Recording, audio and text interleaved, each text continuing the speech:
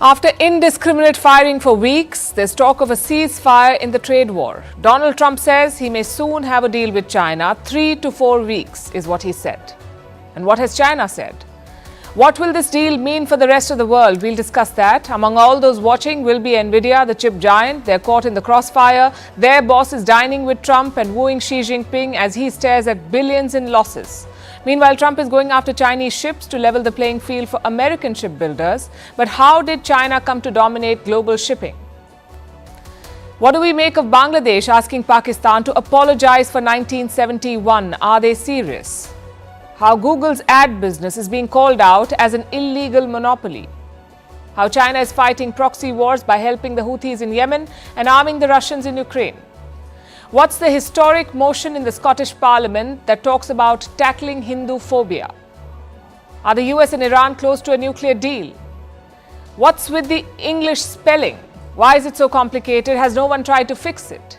And on World Heritage Day, the United Nations honors the Bhagavad Gita and the Natya Shastra. All this and more coming up. The headlines first.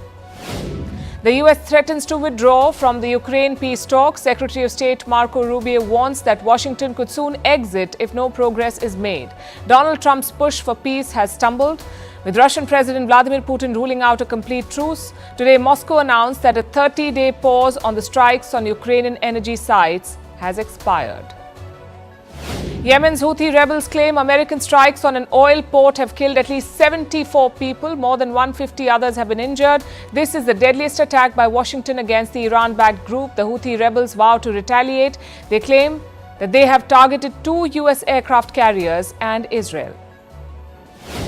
Prime Minister Narendra Modi speaks to Elon Musk. During the call, they spoke about the potential collaborations in the areas of technology and innovation. The Indian Prime Minister had met Musk when he visited the US earlier this year. The tech billionaire has ambitious plans to bring Starlink internet services to India. US Vice President J.D. Vance meets Italian Prime Minister Giorgia Meloni in Rome. The meeting comes just a day after Meloni met Trump in Washington. This is Vance's first trip to Europe since he slammed the bloc at the Munich Security Conference in February. Vance will celebrate Easter at the Vatican with his family before heading to India. And Egypt's central bank lowers its interest rate for the first time since 2020. A few days earlier, the government had announced a reduction in fuel subsidies. Last week, Cairo raised fuel prices for the 4th time in a year. Egypt faces a soaring foreign debt, which has quadrupled since 2015.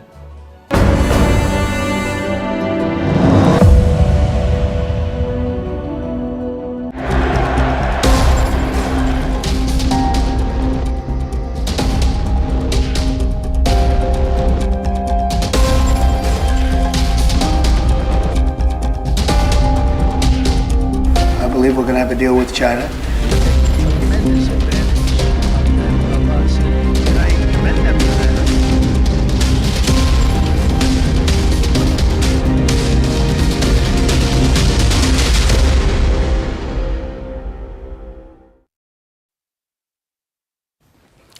It's hard to analyze President Trump's actions. He's so erratic and volatile, but one good measure is his rhetoric. That gives you an idea about where he stands. On his so-called Liberation Day, when he announced tariffs on the whole world, the rhetoric meter was through the roof. Trump accused other countries of raping and pillaging America. 15 days later, the meter has cooled down. He's been raising tariffs on China like a monopoly game.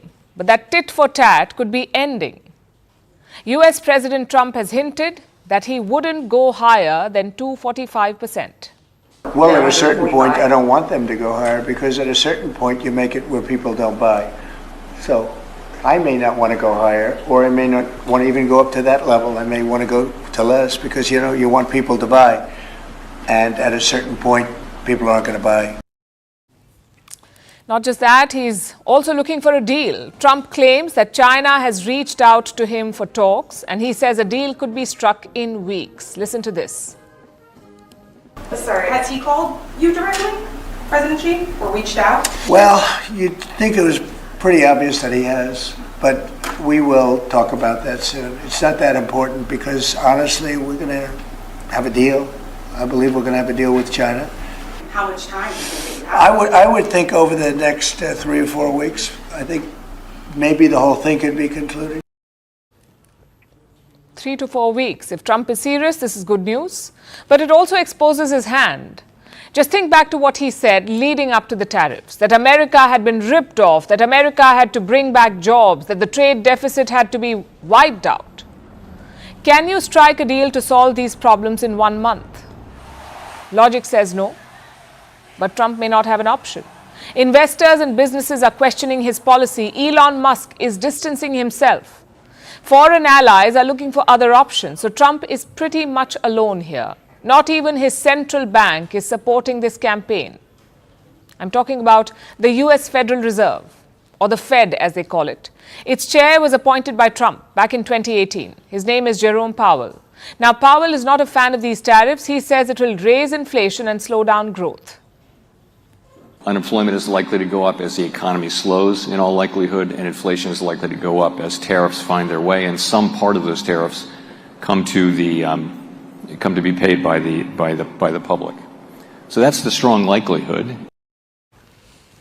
Powell was also asked about the stock markets. Would he intervene if they collapse too much? The answer was a resounding no. Needless to say, Trump is angry about this. He wants the Fed to lower the interest rates. Only then will Americans get cheaper loans. Only then can they spend freely. But Jerome Powell is in no mood to do that. He is expecting inflation to rise. So the last thing on his mind is a rate cut. Where does that leave Donald Trump? First, he lashed out on social media. He said Powell's termination cannot come fast enough. His plan is to ask the Fed chief to resign. You've said that the termination of Jerome Powell cannot come fast enough. He says he won't leave even if you ask him to.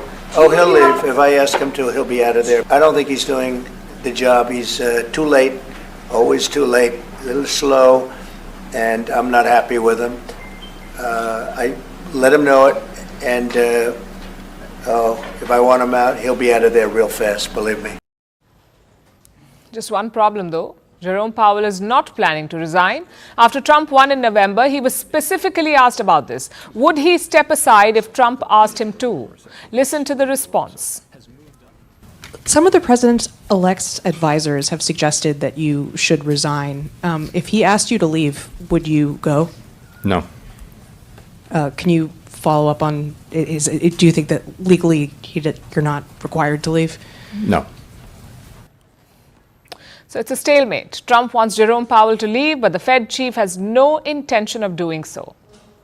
Then what can Trump do? Can the president simply fire him? Many American legal scholars are debating this. They agree that it's a gray, untested area.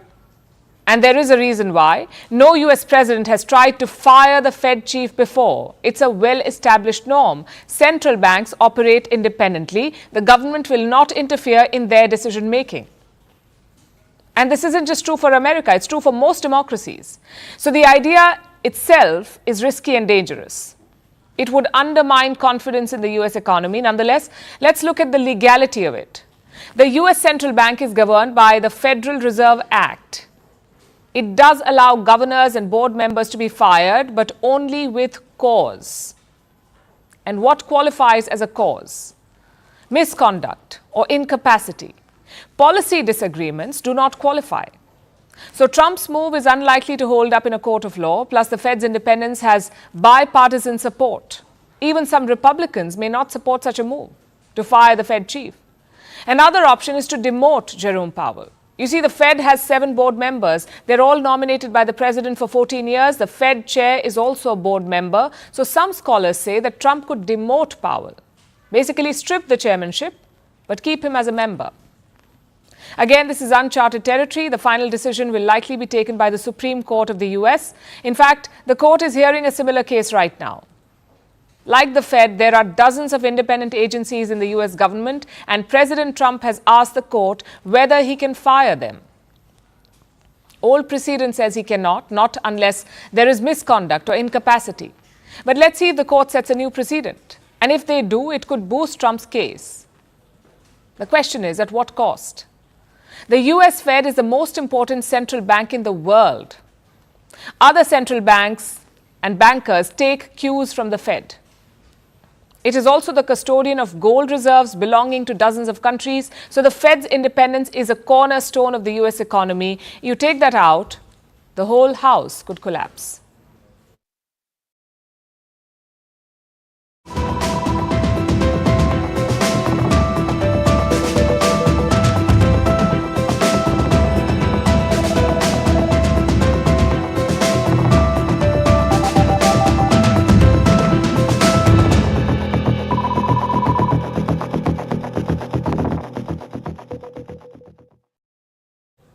Donald Trump has opened a new front in the US-China trade war. The battleground is artificial intelligence, and caught in the crossfire is Nvidia, the tech company.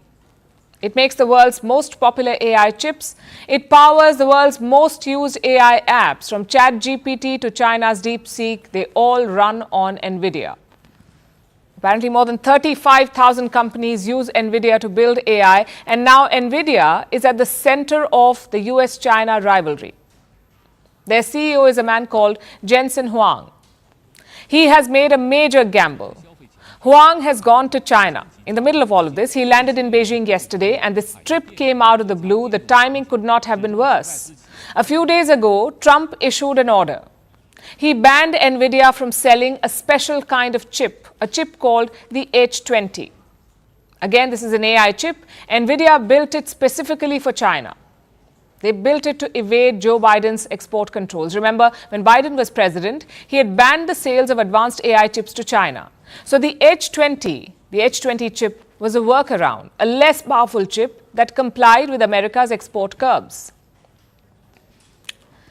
But then Trump has added to those curbs, and he has effectively banned the sale of H20 chips to China.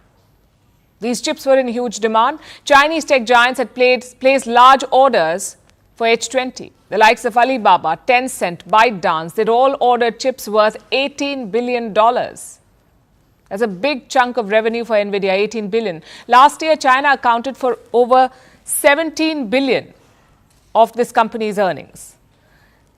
That's more than 19% of Nvidia's global earnings, and the revenue from H20 alone is $1 billion higher, $18 billion. So you can imagine how much this ban hurts Nvidia. Their earnings will take a hit, a $5.5 billion hit. And the full exit will be even more painful. But that's where we are headed if Trump has his way. Right, but the tariffs will be in place in the not distant future because, as you know, like we did with steel, like we did with automobiles, like we did with aluminum, which are now fully on, we'll be doing that with semiconductors, with chips, and numerous other things. And we wanted to uncomplicate it from a lot of other companies because we want to make our chips and semiconductors and other things in our country. He doesn't want China to get access to advanced technology. But the Nvidia boss is not ready to give up yet. That's Jensen Huang. He met with Chinese trade groups and leaders today, and he gave them an assurance. He called China, and I'm quoting, a very important market for Nvidia. And he said that he wants to continue cooperating with Chinese firms. Chinese mouthpieces have carried some quotes. This is what they've said. Nvidia would spare no effort to build compliant products and unswervingly serve the Chinese market. Apparently, that's what Jensen Huang told the Chinese. The message was diplomatic, but the intention was unmistakable. Nvidia is not walking away. Despite Washington's restrictions, despite growing scrutiny from both sides, this company is exploring options. It is looking to develop another chip, a new product that will comply with Trump's new restrictions. At the same time, Jensen Huang has been lobbying the US government. Before the latest crackdown, he met President Trump. Huang attended a dinner at Mar-a-Lago. This was an exclusive event with a price tag of $1 million per plate. And that same week, Nvidia committed to massive investments in the US. It will build 2 supercomputer factories. Nvidia will spend $500 billion on this. And Trump himself welcomed the news. Nvidia, as you know, controls that almost the entire sector, which is one of the most important sectors in the world, between chips and semiconductors and everything else. And they're the biggest. It's one of the great companies of the world. Modern, super modern companies, controls segments that nobody, sort of controls the world in a sense. And they're coming in here in the biggest way with hundreds of billions of dollars. Not like millions of dollars, hundreds of billions of dollars. And I'm honored by it. But Nvidia still needs China for growth. Before the export curbs, 20% of the company's revenue came from China. Now it will go down to 10%. And experts believe that soon it can fall, and I'm quoting, to close to zero. That's going to be a big dent in Nvidia's bottom line, because while these AI chips are in high demand, they're also quite expensive. Only a handful of markets in the world can afford these chips. So Nvidia is trying to stay in both camps, but the space for neutrality is increasingly shrinking. Since last year, China has been preparing for a future without Nvidia. Chinese regulators are advising their tech companies. The guidance is unofficial, but it's firm. Avoid Nvidia, switch to domestic alternatives. Chinese firms are being nudged towards homegrown chips. So the intent is clear on both sides. America wants to block China's tech strides, and China wants to control its AI future, a future without Nvidia. Jensen Huang is keeping a foot in the door, but he's at the mercy of President Trump. In this trade war, there may be no middle ground.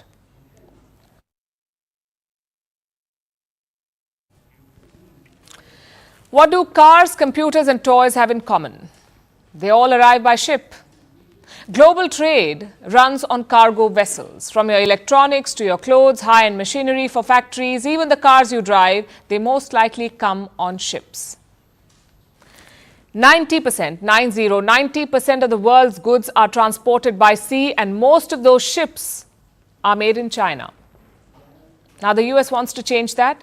Donald Trump is going after ships built by China. Just like his push on trade and manufacturing, Trump wants to bring shipbuilding back to America.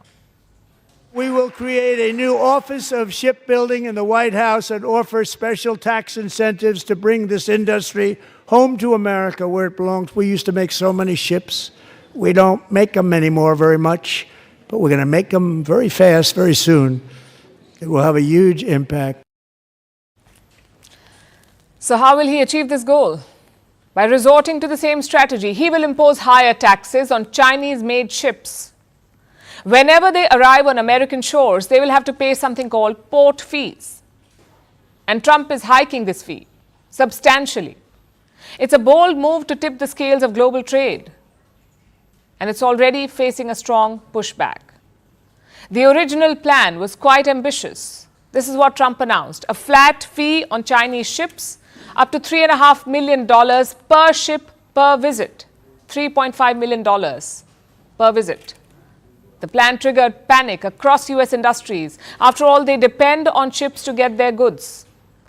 And their concerns were all the same. Higher taxes would lead to inflation. It would raise prices for all American consumers. And global shipping companies said the same thing. So Washington has watered down this original plan. Fees will now be calculated on the basis of cargo weight or the number of containers it is carrying. And instead of every arrival, the fee will be charged up to 5 times a year. And yes, there is a way to avoid it altogether. For that, you'll have to order a ship from an American shipyard, no Chinese ships. And you'll get the exemption. Needless to say, China has criticized this. We have previously stated our position on the relevant issue many times. I would like to reiterate here that measures such as levying port fees and imposing tariffs on cargo handling equipment are harmful to both sides. They have not only pushed up global shipping costs and disrupted the stability of global supply chain, but also increased inflationary pressure in the United States, harmed the interests of American consumers and companies, and ultimately failed to revitalize the U.S. shipbuilding industry. I'm sure some of you are wondering why this is such a big deal. Why can't suppliers just swap ships? Just use a different ship made in a different country to reach American shores? Well, it's not that simple. China dominates the global shipbuilding industry. In the month of February, over 1,000 ships were docked on US ports. 1,000 ships. Out of these, 190 were built in China. That's nearly 20% of all arrivals in the US. All those ships were made in China. In fact, more than 1/3 of all vessels at sea were made in Chinese yards. They produce most of the world's shipping containers. They also dominate crane production and port traffic. Now listen to this. 7 out of the 10 busiest ports on earth are Chinese owned. 7 out of 10. So you cannot ignore or avoid China's ship industry. They're simply too big, and they're still expanding. More than half of all ships under construction as of today are in Chinese yards, and they're still winning new orders. Of course, this did not happen overnight. In the early 2000s, China was a minor player. After joining the World Trade Organization, it scaled up fast. It needed ships to import energy and export goods. So Beijing gave state support to its shipyards. It gave subsidies, cheap loans, affordable steel, and labor support to shipbuilders. From 2010 to 2018, Beijing invested $132 billion in shipbuilding. Today, Chinese yards are vast and efficient. They benefit from scale, and they're nearly impossible to match on price. The US says this has destroyed fair competition. American yards are struggling to compete. So Trump wants to fight back by targeting Chinese ships with taxes. Experts are skeptical. Even if the plan succeeds, it will take time. It takes at least 6 to 7 years for the Americans to launch a new ship. That's longer than a single presidential term. And global trade will not stop until then. So Trump is targeting shipbuilding for the right reasons. He wants the US to catch up, but his strategy may take years to deliver, and by then, it may already be too late.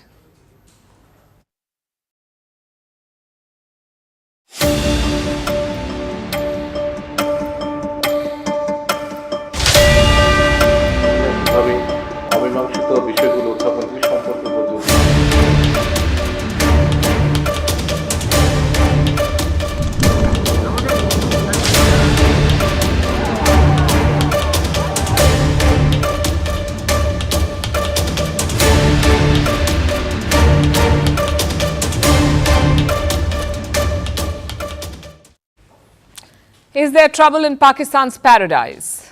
They were dreaming about a grand reunion with Bangladesh, perhaps even an alliance against India, but Dhaka is sending mixed signals. First, some context. Pakistan's Foreign Secretary was in Dhaka yesterday. It was the first such visit in 15 years. And that tells a story.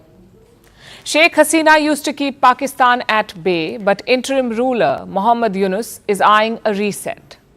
Hence this trip by the Foreign Secretary. She met her Bangladeshi counterpart yesterday. They discussed a number of issues, including trade and investment. But one issue stood out for us, and that's the 1971 war. Dhaka has asked Islamabad to apologize for the genocide. Listen to this.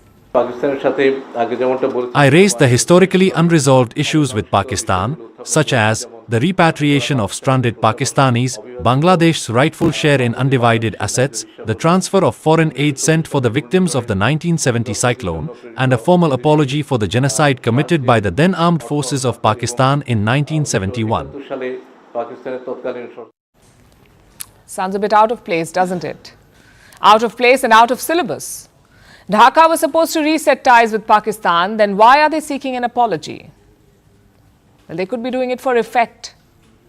Anyone can stand up and ask for an apology. The question is, are you serious about it? Are you willing to put pressure on Pakistan and force them to say sorry? In this case, clearly not. And I'll tell you why. Pakistan's Foreign Secretary also met Yunus in Dhaka, and he was very optimistic. Let me quote from Dhaka statement. Chief Advisor Yunus put the emphasis on strengthening ties and boost mutual cooperation and explore trade and business potentials. He said that Bangladesh and Pakistan should exchange more youth and cultural programs to increase people-to-people bonding. Basically, the apology is immaterial. Dhaka has not put conditions on a reset with Pakistan. They're not saying apologize first, only then can we move on. They're resetting ties anyway, and that defeats the point. Pakistan says all issues from 1971 have been resolved. In other words, they will not apologize. That's what they're saying. Instead of pressuring them, what does Yunus do? He wants to exchange students to build a bond. He wants more trade and investments. It tells you what his ultimate goal is. Yunus wants a reset with or without an apology. What does that mean for India? Well, the meeting had several red flags for India, the first being Kashmir. Pakistan says it briefed Dhaka on the situation in Kashmir. And India will not like that. New Delhi considers Kashmir to be a bilateral issue. There is no room for a third party. Second, the two sides discussed SAARC. SAARC stands for South Asian Association for Regional Cooperation. It's like ASEAN for South Asia. Dhaka and Islamabad are trying to revive SAARC. Pakistan says it must be insulated from bilateral politics. Again, India disagrees, and for good reason. New Delhi has accused Pakistan of hampering SAARC. Listen to what the Indian Foreign Ministry said in February. Everyone in South Asia is aware of which country and what activities are responsible for stymieing SAARC. EM conveyed that it is important that Bangladesh should not normalize terrorism. So Dhaka is clearly ganging up with Pakistan. At the same time, they're targeting India. You may have heard about the communal clashes in West Bengal this week. They began over the recently passed Waqf bill. Dhaka has waded into those clashes. Yunus's press secretary is asking India to protect Indian Muslims. New Delhi has hit back at Bangladesh. Let me quote from the statement. This is a barely disguised and disingenuous attempt to draw a parallel with India's concerns over the ongoing persecution of minorities in Bangladesh, where the criminal perpetrators of such acts continue to roam free. It's a fair point. 274 people have been arrested in West Bengal. Around 60 FIRs have been lodged. And that's very different from Yunus's response. He has tried to downplay the attacks on Bangladesh's minority. He said the attacks were political, not religious. As if that will magically bring back the dead or resurrect demolished houses. If you put all of this together, a clear picture emerges. Mohammad Yunus is a lot more comfortable dealing with Pakistan than India. He prefers Islamabad over New Delhi, and the bonhomie is not over. Pakistan's foreign minister will visit Dhaka later this month. That will give us more clues about Dhaka's attitude. But chances are it will be more of the same. Vantage continues after a short break.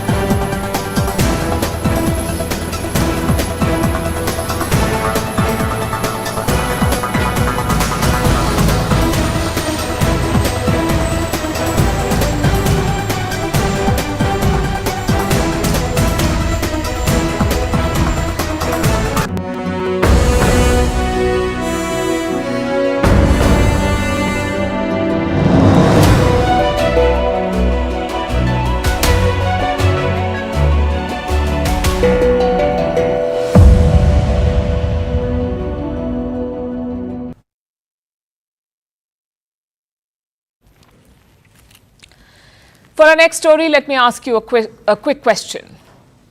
Have you ever just Googled something once and it starts following you on the internet like a clingy ex?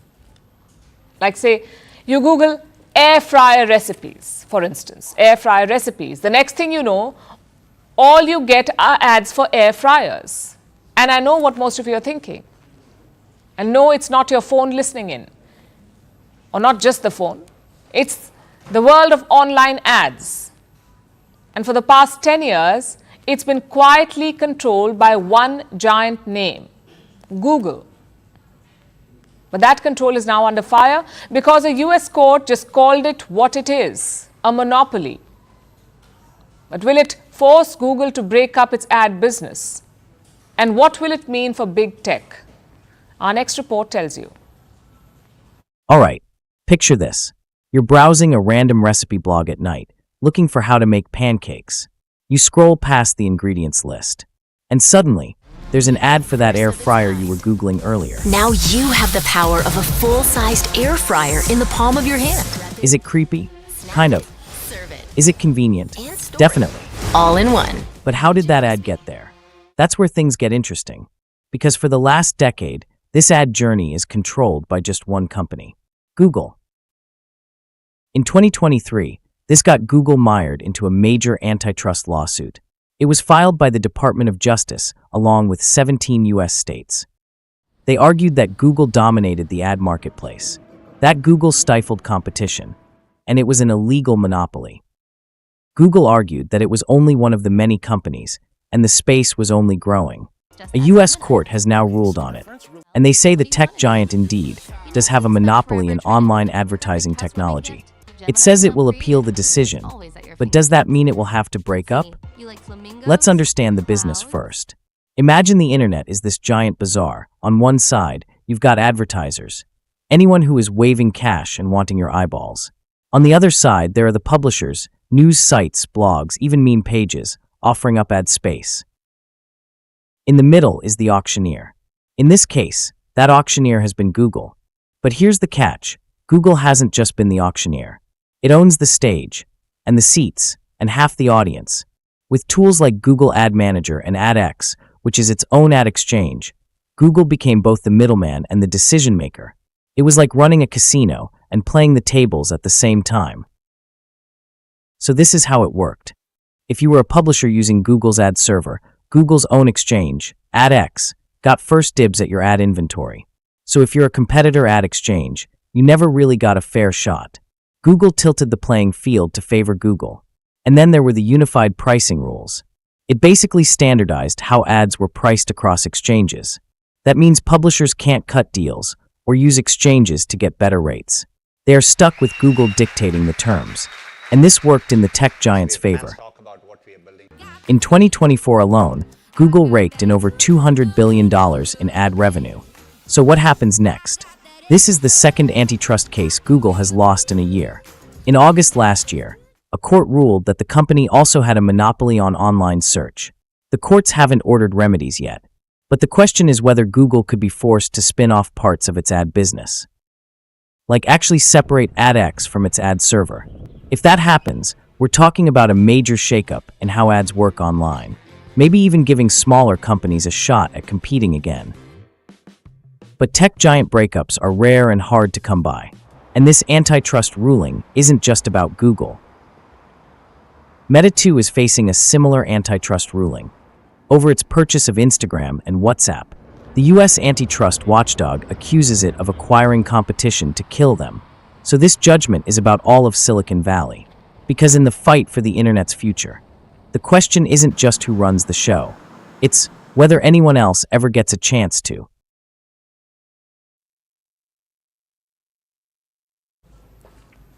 Our next story is about China, the troublemakers who call themselves peacemakers. China has been caught red-handed. It is fueling conflict in two regions, in the Red Sea and in Ukraine. Let's begin with the Red Sea. You know about the Houthis, the rebel group in Yemen. They have turned the Red Sea hot. Missile and drone attacks are a daily affair. They target all kinds of ships, even American warships. And the attacks only seem to be increasing because the Houthis have shifted strategy. They have gone from blind launches to GPS-based attacks. That's right, the Houthis are using satellite imagery to target ships. How does a ragtag group of rebels get such technology? Thanks to China, Beijing is giving Houthis geospatial intelligence. Says who? The US State Department. Listen to this. We can confirm the reporting that Changguang Satellite Technology Company Limited is directly supporting Iran-backed Houthi terrorist attacks on U.S. interests. Their actions and Beijing's support of the company, even after our private engagements with them, is yet another example of China's empty claims to support peace. The US has named a Chinese firm, the Changguang Satellite Technology. This firm has ties to the Chinese army, and it is providing Houthis with real-time intelligence like the speed and direction of ships, even heat signatures, so ships can be located at night and in bad weather. And this kind of data is mostly used by militaries. But China is giving it to the Houthis, and that explains the increasing attacks on US warships. Here's what the State Department is saying. The Chinese company sends pings to the Houthis. This happens every time a US warship is nearby, and it includes two things: a live bird's eye view of the warship and the route that it is taking. This gives the Houthis all the intelligence they need, and they're using it to their advantage by launching weapons and with increased accuracy, forcing American warships to become defensive. But what does China gain here? Strategic disruption. Let me explain. The Red Sea is vital for Western nations. 40% of their trade passes through here. Attacks on ships mean two things. First, rising premiums to insure the vessels. The insurance rises. And second, delays in shipments. You have to take another route. In short, the Houthis strike, the West pays, and China smiles. So that's what China is up to in the Red Sea. Now let's tell you about the other war zone. The war in Ukraine. What's China doing there? Apparently arming Russia. This is according to the Ukrainian president. He says he has proof that China is supplying weapons to Russia. I think it's important information. It's not very pleasant. We finally received information that China is supplying weapons to the Russian Federation, and we are ready to talk about it in detail. Today, we have general information from the security service, from intelligence about gunpowder, artillery. So China is giving Russia gunpowder and artillery. That's what Zelensky says, and that's not all. He says Chinese nationals are building weapons on Russian soil. And I think we will be able to talk about it in great detail next week, especially about the data that we believe shows that Chinese representatives are engaged in the production of some weapons on the territory of Russia. Now, these are some serious allegations. Zelensky says he has proof. He plans to reveal it next week. China has dismissed the claims. It says it is neutral and committed to peace. It's the old China playbook: deny and deflect. But it won't be so easy. Last week, Chinese nationals were captured by Ukraine. They were fighting on behalf of Russia. We don't know if they're volunteers or recruits. Ukraine claims that there are more Chinese in Russian ranks, but China's support goes beyond this. It also sells Russia dual-use goods, things that can be used for both civilian and military purposes, hence the name dual-use. We're talking about stuff like your drone parts or microchips. China sells these to Russia in large numbers. The trade is worth $300 million every month. Basically, China is giving Russia critical military components. And Russia often uses these Chinese parts in its weapons. So what is the big picture? China's mask is off. Its fingerprints are all over the two war zones. The Red Sea and Ukraine are not isolated conflicts, you see. These are strategic battlegrounds, and China is playing the game using proxies. It is fighting not with bullets or bombs, but with chips and signals from the sky.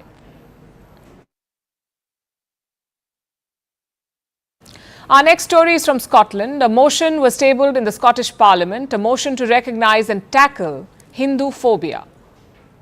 This is the first of its kind in all of Europe. It calls for education and dialogue and understanding Hinduism better, because Hindus are increasingly being targeted. Just look at the UK. Temples have been vandalized here. Hindus often face slurs, systemic bias, and are even being called extremists. But Hinduphobia is not unique to the UK. Hindus have been targeted in several Western countries like Canada and the US, and that is why what Scotland is doing matters. But will they walk the talk, and will others follow? Our next report brings you more. A historic motion was tabled in the Scottish Parliament this week, one that aims to recognise and tackle Hinduphobia.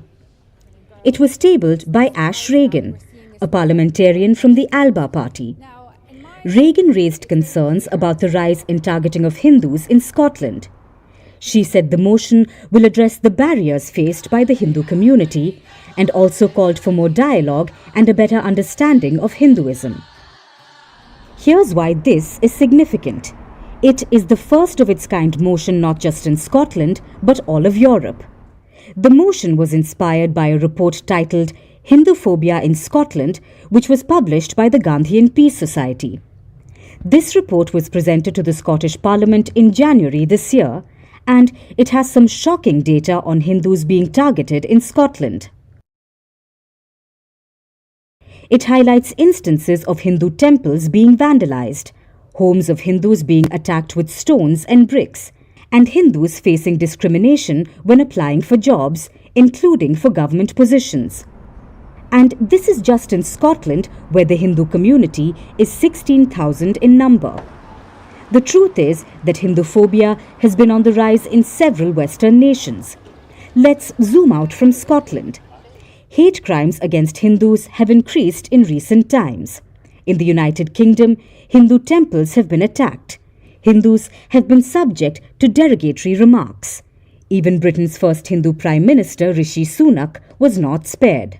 In Canada and Australia, Hindu temples have been vandalized by extremists. Hindus have also reported prejudice and discrimination at workplaces in both these countries. In the United States, Hindus face harassment routinely. This has been seen at political rallies and in educational institutions.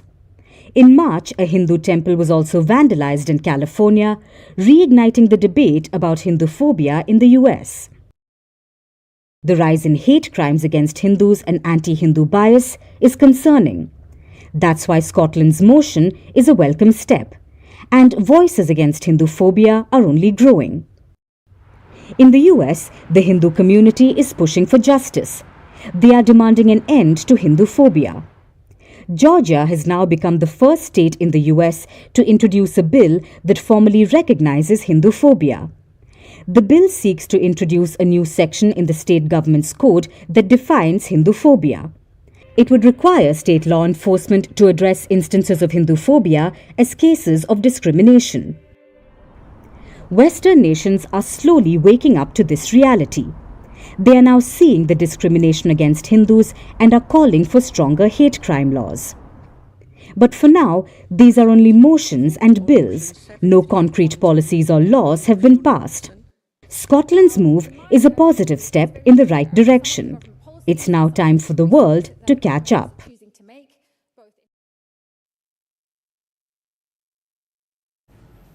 A decade ago in Vienna, the US and Iran shook hands. They signed what was called the JCPOA, the Joint Comprehensive Plan of Action. The world knew it as the Iran nuclear deal. It did not last. Donald Trump became president. He walked away from the deal. What followed was accusations, backlash, and threats. And then there was silence for years. Now, in 2025, against all odds, the deal is back on the table, not as a symbol of hope, but as a tired necessity. The first round of talks was held in Oman. Not much came out of it, but the red lines became clear. For the US, it's all about a nuke. Iran cannot have a nuclear weapon. So verification is a key ask from the American side. How much uranium is Iran enriching, and how closely can they watch? Iran can't have a nuclear weapon. It's, pretty simple. It's really simple. We're not looking to take their industry. We're not looking to take their land. All we're saying is you can't have a nuclear weapon. For Tehran, it's about sovereignty. Their right to enrich uranium is non-negotiable. Iran will not compromise on that. What is certain is that Iran's enrichment program is a real, accepted matter. We are prepared to build trust and address any potential concerns, but the core issue of enrichment itself is not negotiable. So two sides, two red lines, and now they're heading into round two. The talks will take place this weekend. There was some confusion over the location. Iranian officials said it would be Oman again. American officials remained quiet. Reports suggested it would be Italy. All of that has been cleared now. Both sides will meet in Rome for round two. And who is leading the talks? On the US side, it is Steve Witkoff, Trump's golf buddy and the US envoy to West Asia. On the Iranian side, it is Abbas Araghchi, Iran's foreign minister and a career diplomat. Oman will be mediating these talks, and there are some other players involved too, like Russia and Saudi Arabia. Tehran has asked Russia for help, and Moscow says it is ready to play any role in the talks. We are ready to help, mediate, and play any role that, from Iran's point of view, will be useful and that will be acceptable to the United States. We proceed from the fact that the only option for an agreement, as the minister just said, is an agreement exclusively on nuclear issues. Meanwhile, the Saudi defense minister is in Tehran. He met with Iranian officials just before the second round of talks. The two sides did not mention the nuclear deal explicitly, but it's an issue that impacts the entire region. The biggest impact will be on Israel. Look at this latest report. It says Israel wanted to attack Iranian nuclear facilities next month. Everything was finalized. They were just waiting for an okay from Washington. But Donald Trump killed the plan. Why? Because the US president wanted to pursue the nuclear deal. Benjamin Netanyahu even tried to talk to Trump about this. The Israeli prime minister called him on the 3rd of April. Trump invited him to the White House. 4 days later, Netanyahu was in the Oval Office, and that's when Trump dropped the bomb. He told the Israeli leader about the direct talks with Iran. We're having direct talks with Iran, and they've started. It'll go on Saturday. We have a very big meeting, and we'll see what can happen. And I think everybody agrees that doing a deal would be preferable to doing the obvious.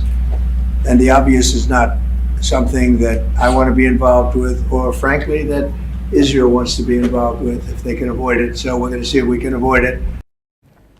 So Netanyahu had to keep a straight face in front of the cameras, but Israel still has one demand: that Iran should not get a nuclear weapon.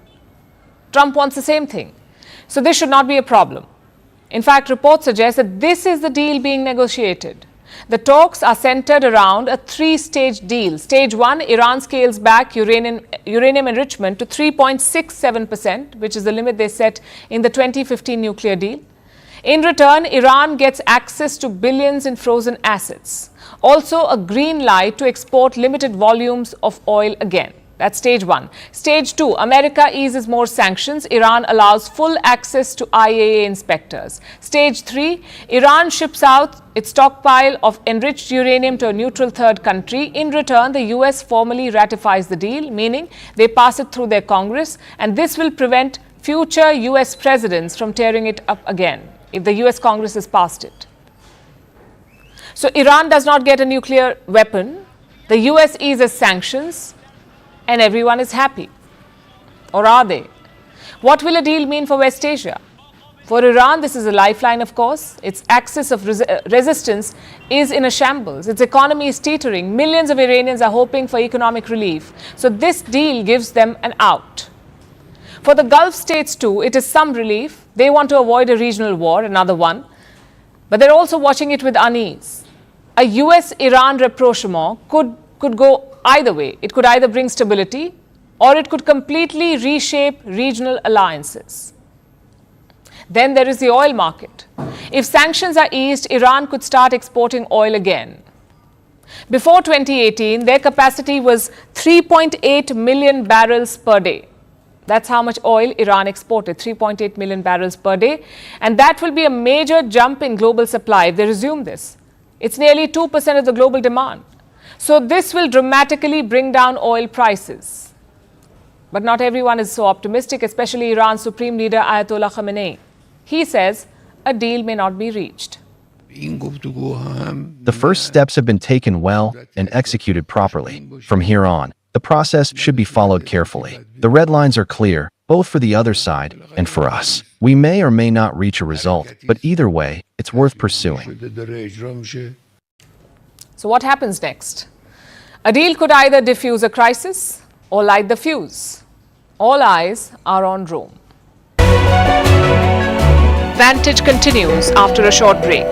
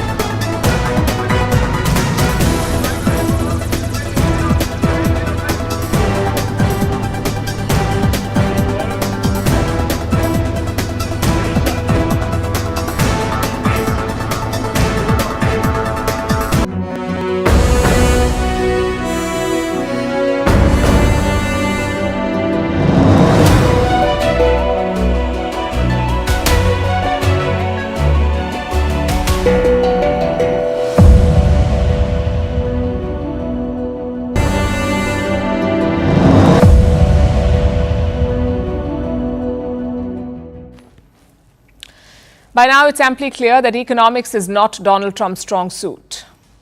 But we can also tell you that geography certainly isn't. Yesterday, he was speaking to Italy's Prime Minister Giorgia Meloni about illegal immigration, about how people come to America from all over the world, even from a place called Congo. You may know that Congo is a country in Africa. In fact, there are two Congos, the Republic of Congo and the Democratic Republic of Congo, DRC. But President Trump says he doesn't know what a Congo is. It's not the first time he's messed up countries either. Take a look at this. Many people come from the Congo. I don't know what that is, but they came from the Congo.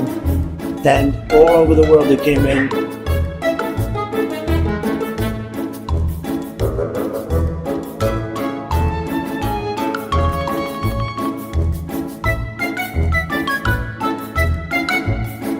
So Belgium is a beautiful city.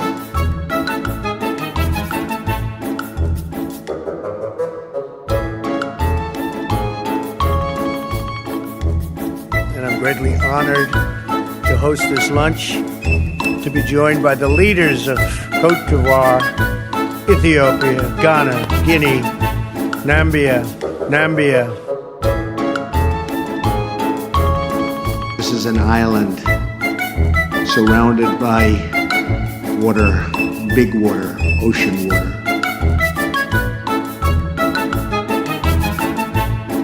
$8 million to promote LGBTQI+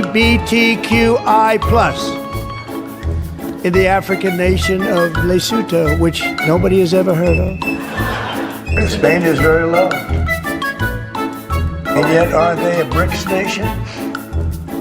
They're a BRICS nation, Spain. You know what a BRICS nation is? You'll figure it out.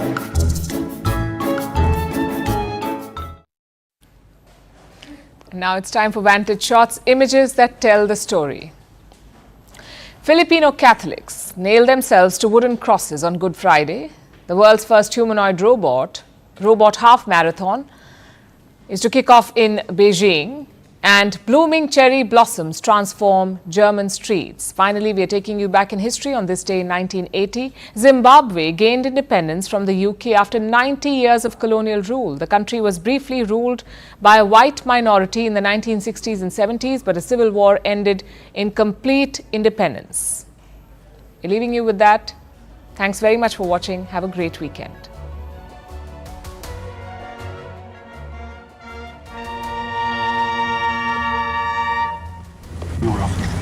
Much happiness. Congratulations. So help me God.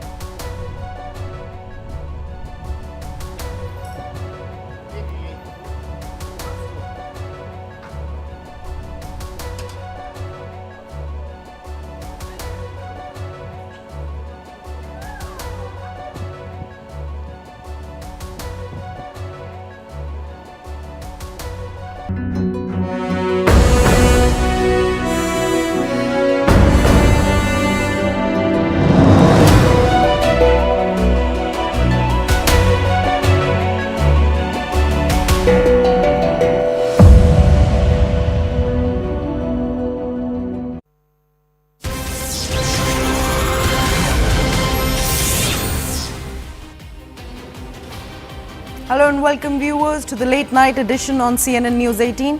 I'm Koina Sharma and I'll take you through all the latest news and updates from in and around the world. But first up, on